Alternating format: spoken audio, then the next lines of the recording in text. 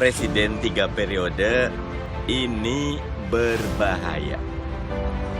Masyarakat dan kita semua wajib menjaga agar tidak ada gerakan, ide, gagasan presiden 3 periode karena ini bertentangan dengan reformasi dan dapat membuat demokrasi kita mati.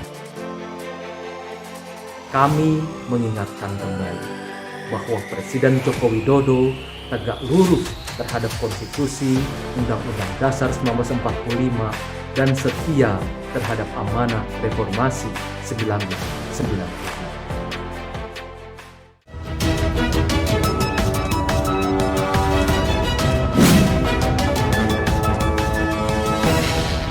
Ya, jadi menurut saya kalau ini dikelola dengan baik, ya, dukungan masyarakat itu besar, ya, dan itu yang antara yang dikampanyekan oleh Jokpro 204, ya, maka kemudian dukungan itu akan meningkat dan insya Allah akan lancar. Bolak-balik beliau sudah mengatakan bahwa tidak pernah berpikir bisa menjadi presiden untuk 3 periode, gitu. Bahkan beliau membuat ungkapan yang sangat macam satir begitu. Orang-orang yang memunculkan gagasan Pak Jokowi mau 3 periode itu, pertama kata beliau mau cari muka, yang kedua mau menampar muka saya, dan yang ketiga ingin menjerumuskan saya, kata Pak Jokowi. Ide Jokowi 3 periode ini wajib ditolak karena berbahaya. Apatisme publik akan mengurangi militansi dan merusak pesta demokrasi. Sedangkan kelompok garis keras akan memanfaatkan peluang ini dengan lebih militan karena mereka pernah merasakan indahnya kekuasaan. Apa kita kekurangan calon pemimpin muda? Enggak kan? Ayo, berilah kesempatan supaya orang muda memimpin. Masa kita ragu dengan kualitas calon pengganti Jokowi yang punya frekuensi sama dengan dia, tapi dengan tenaga yang lebih fresh dan membawa ide-ide baru dan segar yang sesuai dengan perkembangan zaman? Jangan lupa untuk subscribe dan nyalakan lonceng notifikasi. Sudah berkali-kali Jokowi mengatakan penolakannya untuk dijadikan presiden 3 periode. Bahkan penolakannya itu telah ia sampaikan sejak tahun 2019 lalu. Jokowi beralasan ia merupakan produk demokrasi dan salah satu amanah demokrasi yang juga tertuang dalam konstitusi kita adalah masa jabatan presiden itu maksimal 2 periode. Jokowi beralasan ia merupakan produk demokrasi dan salah satu amanah demokrasi yang juga tertuang dalam konstitusi kita adalah masa jabatan presiden itu maksimal 2 periode saja. Sehingga kalau ia jadi presiden 3 periode, jelas itu merupakan suatu kemunduran dalam berdemokrasi serta melanggar konstitusi Undang Dasar di tahun 1945. Bahkan karena begitu kerasnya presiden menyampaikan penolakannya itu, sampai-sampai ia bertutur bahwa orang yang mengusulkannya menjabat presiden 1 kali lagi tersebut hendak mencoreng mukanya atau dengan kata lain hendak menjatuhkannya. Ada yang ngomong presiden dipilih 3 periode, itu ada 3 menurut saya. 1 ingin mengangkat muka saya, yang kedua ingin cari muka, ada saya sudah punya muka, yang ketiga ingin menjerumuskan.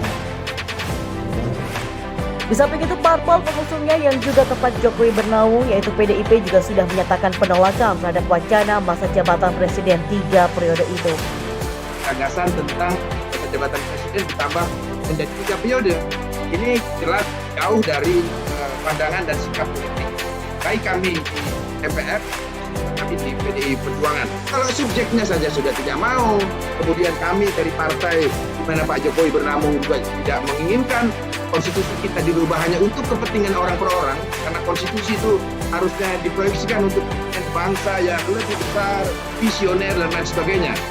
Saya kira sangat tidak elok lah bahwa konstitusi kita mau dipermainkan hanya untuk kepentingan orang per orang saja.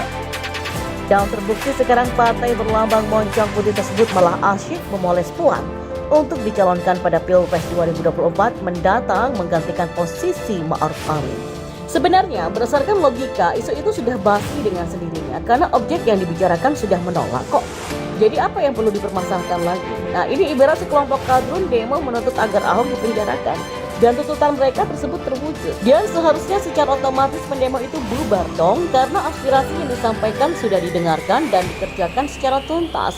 Tapi lagi-lagi yang namanya persoalan politik nggak ada habisnya. Setelah Ahok masuk penjara, mereka punya tuntutan lain, yakni lengserkan Jokowi dari kursi presiden.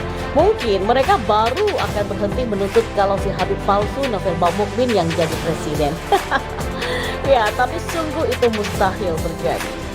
Begitupun sebenarnya dengan isu Jokowi presiden 3 periode ini. Sudah jelas-jelas apa yang mereka khawatirkan terjawab. Jokowi tidak akan bertarung lagi di Pilpres 2024 mendatang. PDIP juga sudah menolak wacana itu. Hari-hari ini Pak Jokowi dikocok, berkeinginan katanya untuk 3 periode.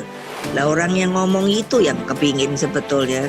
Tapi oleh PKS tetap saja dijadikan gorengan receh alias basi. Dan lewat mulut kadernya yang bernama Mardani Alisera, PKS mengatakan Jokowi perlu lebih tegas lagi untuk menentang jabatan presiden 3 periode itu. Mardani juga menuturkan wacana presiden 3 periode tersebut mengkhianati reformasi, membunuh demokrasi, serta berbahaya. Woi Bambang, Jokowi sudah bilang gak mau 3 periode kok. Ngapain juga masih bicara seolah-olah mantan wali kota Solo itu menyetujui wacana tersebut. Walaupun ada beberapa orang yang mendukung kalau Jokowi yang gak mau, tetap saja gak akan jadi.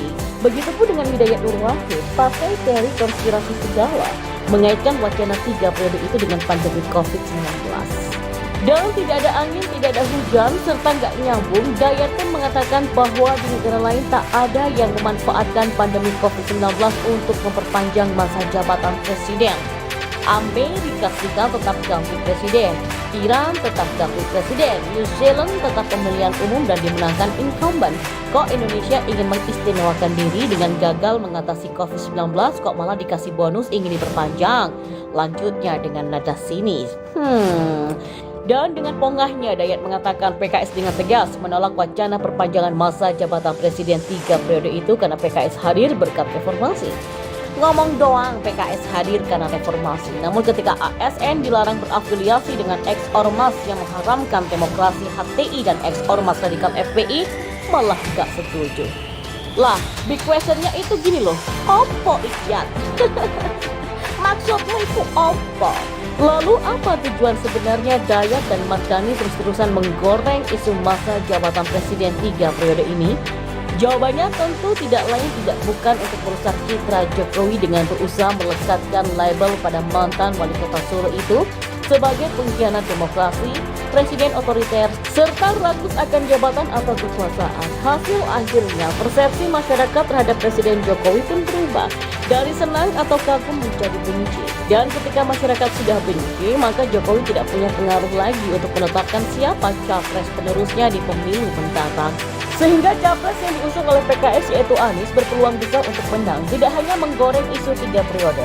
Kini PKS dan para kader itu kembali bikin statement yang bikin bising telinga. Teriakan lantang PKS ini bukan tanpa tujuan. Isu yang dimainkan secara masif tak lepas dari peringatan Pilpres 2024. Tahu apa yang dilakukan PKS? PKS melalui Mardani Alisera mendorong Anies melockdown ibu kota. PKS menantang Anies untuk mengambil keputusan yang berani. Mardani menilai untuk menangani pandemi di ibu kota tak cukup dengan menarik rem darurat yang menyarankan agar lockdown diterapkan untuk menekan mobilitas warga. Mardani menilai jika Pemprov DKI terlambat mengambil keputusan maka akan timbul bahaya. Dia pun meminta Anies untuk mengambil keputusan yang berani. Terlambat ambil keputusan bisa berbahaya, katanya.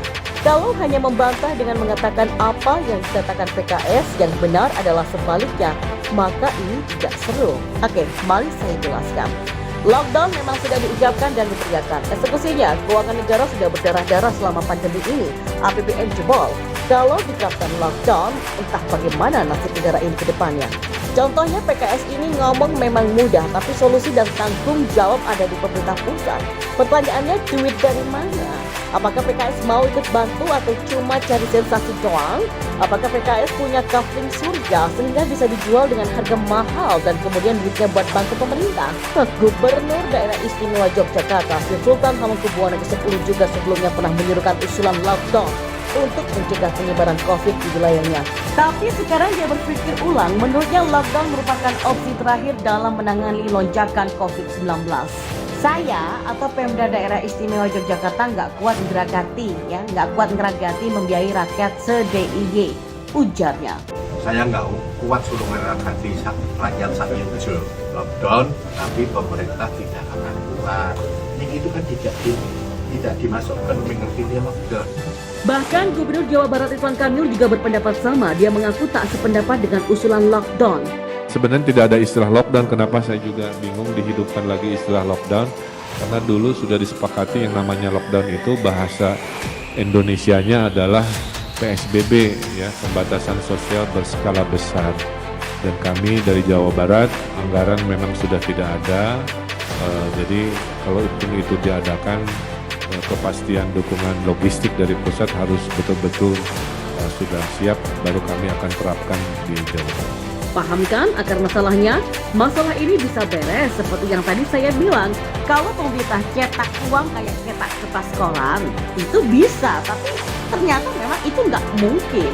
Teriak lockdown sih gampang, kayak anak kecil teriak minta dibeliin iPhone 12 Pro Max, sedangkan orang tuanya nggak punya duit sebanyak itu. Minta doang mah gampang. Lagi pula, Indonesia tak mungkin bisa melakukan lockdown karena berbagai faktor.